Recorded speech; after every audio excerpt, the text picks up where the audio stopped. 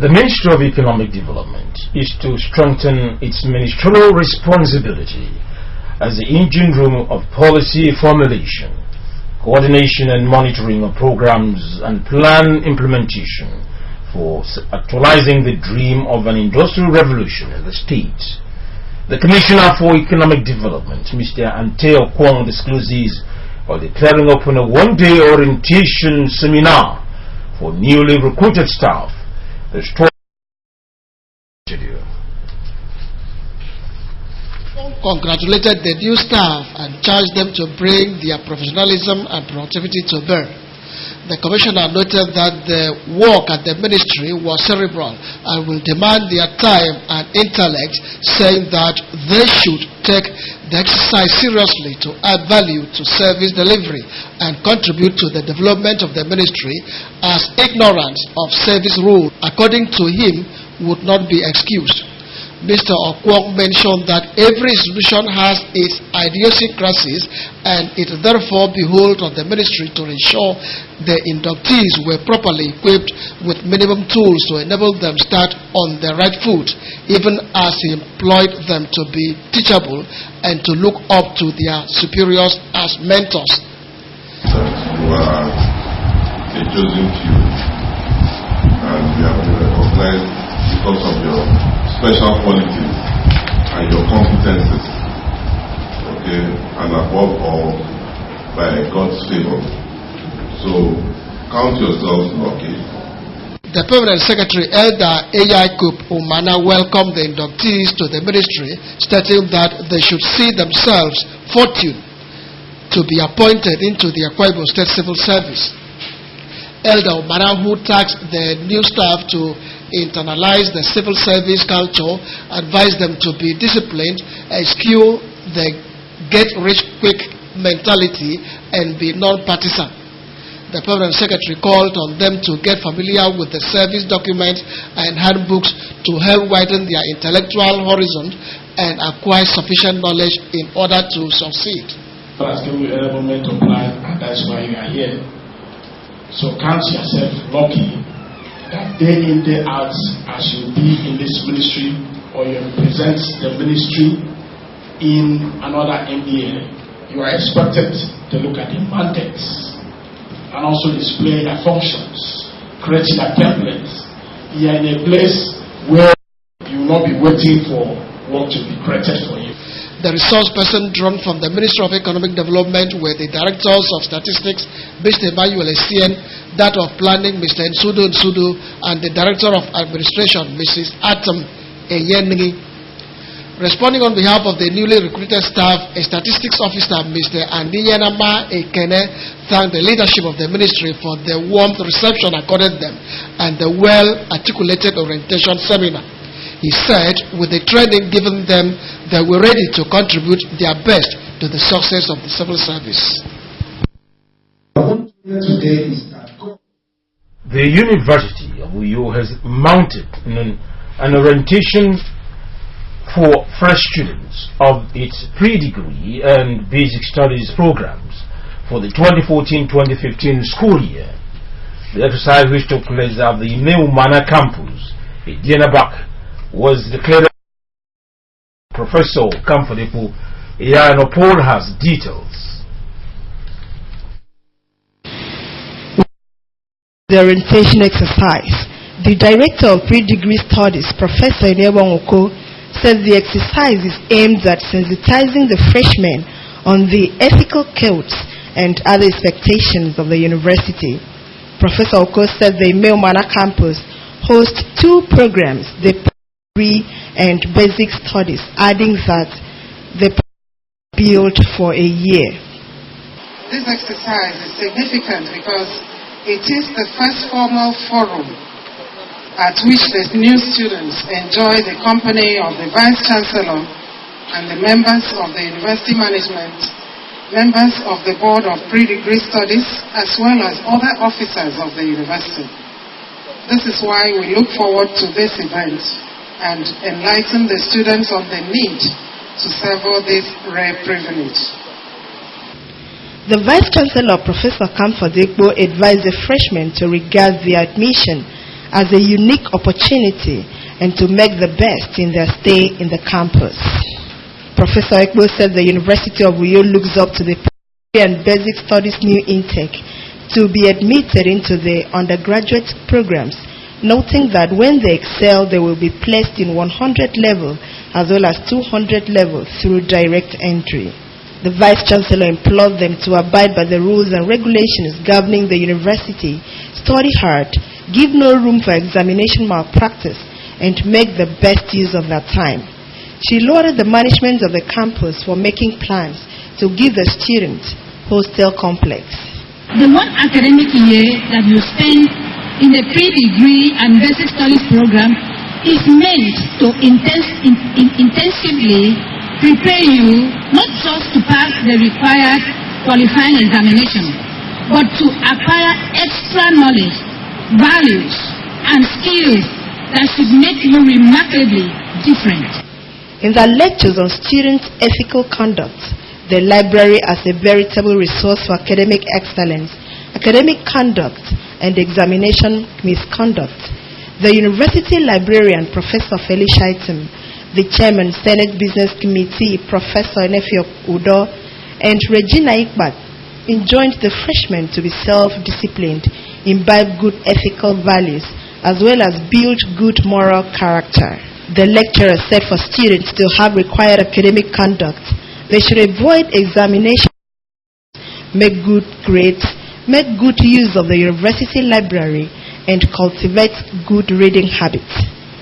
So each student is supposed to work at a maximum level towards a set standard. Each student being outstanding and extremely good in academics. I will refer to it as the way that students are expected to act or behave in line with the rules and regulations guiding academic activities in the university in order to be in good standing as students of the institution. Other lectures were presented on essence of early payment of fees, validation of studentship, healthy living, security matters by Director of Academic Affairs, the Director of Medical Services, Dr. I. Enang, retired Colonel Kang Efek, and Dean of Student Affairs, Dr. Isong Eset Solomon. The freshmen were given a chance to learn the University of Uyo and them. Iyageno reporting. Newly recruited staff of the Ministry of Works have been charged to put in the discharge of their duties in order for the ministry to achieve its target. The Permanent Secretary in the Ministry, Dr. Ifreke Pa, gave the charge while addressing the new staff. Has more. I congratulated the new officers for scaling through the competitive selection exercise to be found fit to serve in the civil service. Describing the Ministry of Works as the hope of the uncommon transformation, Dr. Ekpa said that the ministry plays a crucial role in the transformation agenda, which, according to him, is evident in every nook and cranny of the state. He explained that the meeting was to acquaint the new officers of the day-to-day running of the ministry, adding that they are not only expected to be regular at work, but also the Permanent Secretary stressed the need for them to adhere to the civil service dress code and warned them against keeping two jobs. I'm sure by now some of us are familiar with the rudimentary rules of service. You must have known when to report for work and when to leave the office. The official opening time for work is 8 a.m. and the closing time is 4 p.m. So that means for 8 hours or 5 days in a week, Monday to Friday, you have to devote your time, work, and actually earn the money. You don't just take it, you earn it. The Geology Department thanked the Permanent Secretary and heads of directorates for the warm reception accorded them and pledged to imprint positive marks in the ministry and civil service as a whole. I'm standing here to say, on behalf of my colleagues, that So we are going to be dedicated to the work. We are going to be committed and improve on the existing structure of the ministry and the best of our knowledge. The meeting was attended by all heads of directorates and departments, senior staff of the ministry, as well as the new appointments.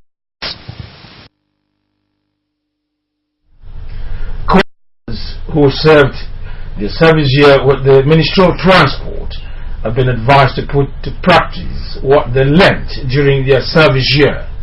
The Permanent Secretary in the Ministry, Dr. Ifyong-Abia, gave the advice during the send-off of 6 Batch A Corps members who served in the Ministry. The story is read in our studio. Dr. Ifyong-Abia explained that the service year was a training session for Corps members since it exposed them to real-life situations. He said the period equally taught them how to manage their finances and time, as well as how to cope with pressure, emphasizing that Christians among them equally learned to pay tithes from their meager incomes. The Permanent Secretary harped on the need for Christians to pay tithes as, according to him, tithes open one's financial breakthroughs. He expressed appreciation to the Batch A Corps members for their commitment and selfless service to their fatherland and prayed God to guide them safely home to their parents and loved ones. We all know that the world is no bed of roses. That even if it was, the roses have thorns that can prick. So when you're lying on the wall, you be careful because there are thorns all over. One thing you will be rest assured is that by the time you get linked up with God, nothing will be impossible for you. No matter how far you want to go in life, so long as you are well connected with the divine source, it will be possible for you. Also speaking, the Principal Administrative Officer in the Ministry of Transport, Mrs. Mary Justin, enjoined the outgoing Corps members to exhibit a greater sense of commitment wherever they may find themselves, as this might yield greater dividends and elevation. Responding on behalf of the Corps members, Mr. Hogan Omo thanked the Ministry of Transport for accommodating them and promised to heed to all the pieces of advice given them. Gift items were presented to the outgoing Batch A Corps members. This is AKBC 45 News. More news after the break. Stay tuned.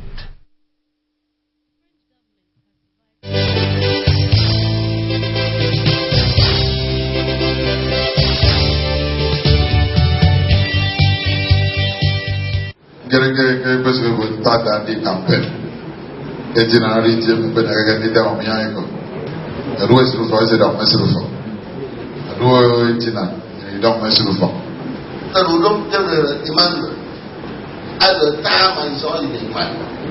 Therefore, it's a man military. When finally His Excellency Ajopo Military, they can be looked at with the Moses. When you look at what you get, I get a point on Joseph and Abanda. I'm not looking for Pharaoh. At the amount of one Pharaoh. Sitting on a quarter of the road, I'm not looking at there. But then we come up in all of my little put on there. Don't put in a man. Is that example?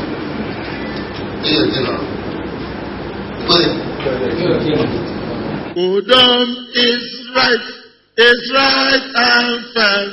For God is the best. For Qui-Bone said, Udom is right and fair.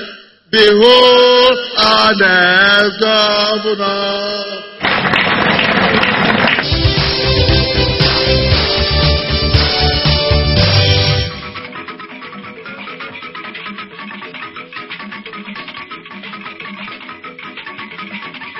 To the bar. The Inspector General of Police, Suleiman Abba, has warned against the purported strike action by the police. According to release signed by the force spokesperson, Emmanuel Ojukwu, this was in reaction to a newspaper publication where it was reported that some policemen are planning to embark on strike to protest their welfare condition. Al-Sabah in the release noted that the Nigerian police was founded on the bedrock of discipline and law, adding that the police regulation has provided enough windows for grave officers to ventilate their grievances. He stated that his commitment to the welfare of officers and men of the Nigerian police, noting that all be on deck to sustain measures put in place to ensure a safe and secure nation. As such, the police board was miffed that officers have to resort to unapproved channels to air their grievances. It therefore warns such officers of the dangers of breaching extant rules and regulations. The federal government has concluded arrangement to make a university first degree the minimum teaching qualification in Nigeria. The Minister of Education, Ibrahim Shekaru, said this while visiting Finnish ambassador to Nigeria, Pijo Surumalu Chaudhuri. The envoy had told that all teachers in Finland had a minimum of master's degree because teaching is a highly competitive profession due to huge interest by too many qualified people. Shekaru said the federal government would explore all issues to restore the respect, dignity and status of teachers in the country. He pointed out that the target of the federal government was to make first degree as minimum teaching qualification. He said the minimum teaching qualification in Nigerian schools since 1980 had been the National Certificate in Education. Shekaru pointed out that apart from the general agenda of government to improve access to quality education, he was particularly concerned as the Education Minister to improve the quality of teachers.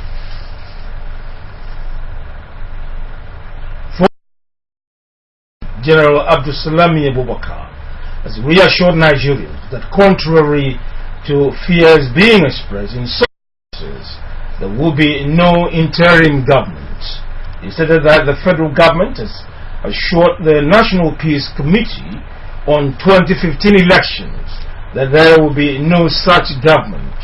The former president rather stated that elections will hold as scheduled, adding that the 29 May handover date remains sacrosanct. Abubakar, who is the chairman of the Peace Committee made up of security chiefs, party and religious leaders, told journalists during a news conference that with the assurance given by President Wilson, elections will hold. He further urged party leaders to call their followers to order, warning that the country cannot afford to entertain violence after the elections. Prime Minister of France, Manuel Valls, has assured the French Parliament that the government will continue reforming the economy. Also, Chelsea manager Jose Mourinho has condemned the Metro Races attack.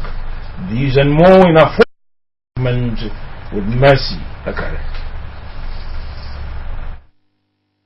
The French government has survived a no-confidence vote in the lower house of parliament, triggered by its use of decree to bypass opposition to an economic reform bill. 234 lawmakers voted in favor of the no-confidence motion, far short of the 289 votes needed for an absolute majority. Prime Minister Manuel Valls has assured Parliament that the French government will continue the economic reforms without giving up. Two powerful marched into northern Australia. Of Queensland and Northern Territory were hit by damaging winds and heavy rains as Marsha and Lam swept through. In Queensland, authorities have ordered coastal residents to evacuate their homes as warnings suggest the storm could possibly. Cyclone Marsha is at a Category 4. Cyclone Lam is a Category 2 storm and has caused widespread damage to remote island communities. There are no current reports of casualties. 1 year on, Ukraine remembers the more than 100 people that were shot dead at Madison Square in Kiev when some anti-government protesters clashed with the Demonstrators blamed snipers while the government blamed the police. The Madison Square is now a tribute as Ukrainians remember those who lost their lives in the killings. Meanwhile, the president, Petro Poroshenko, has called for UN peacekeepers to be deployed to monitor Ukraine's fragile truce, as the tension in Debaltseve is still fierce despite the ceasefire agreement. The mayor of Caracas, capital of Venezuela, Antonio Ledesma, has been arrested amidst claims of involvement in coup attempt. Intelligence agents took the 59-year-old veteran politician from his office after breaking down doors and firing shots in the air. The mayor said the arrest is not just against Antonio, but against the rights of Venezuelans. According to the President of Venezuela, the mayor will be processed by the Venezuelan justice system for crimes committed against the peace of the country. 2 passenger trains collided in Switzerland. The accident took place in the Rafts, some 10 kilometers north of Zurich. The accident occurred when an intercity train running on the same line with a suburban train crashed into the back of the latter that had come to an abrupt.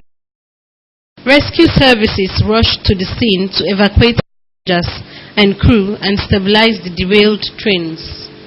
In Rome, hundreds of drunk fans of Dutch club Feyenoord the police ahead of Thursday evening's Europa game against AS Roma. At least 20 Feyenoord supporters have been arrested. Meanwhile, the violence caused several damages to the historical monuments in Rome. Rome government says offenders will be jailed for 5 to 6 months. In Somalia, at least 10 people have died while several members of parliament, including the deputy prime minister, have been injured. This was after a bomb exploded outside a hotel in Mogadishu, Somalia. Somalia's militant group Al-Shabaab has claimed responsibility. Jose Mourinho has admitted he and his Chelsea players are ashamed of the racist incident that took place at Paris Metro Station last Tuesday. The club have suspended 3 men with the penalty of lifetime bans from Stamford Bridge. French said they had identified 7 suspects. You can watch AKBC TV News online by logging on to akbconline.org. Follow us on Twitter at AKBC45U or on Facebook at AKBC Channel 45. And now to end the news, the major items of the day. Legionnaires in Akwa Ibom have held speeches for peaceful candidates of the 2015 general elections. It was held Women Affairs. Also, university first degree is soon to be made minimum teaching qualification in Nigeria. The Minister of Education, Alhaji Ibrahim Shakur, announced this in Abuja. That's it. This package this morning. Thanks for watching. Enjoy. I'm Jeffrey Orok.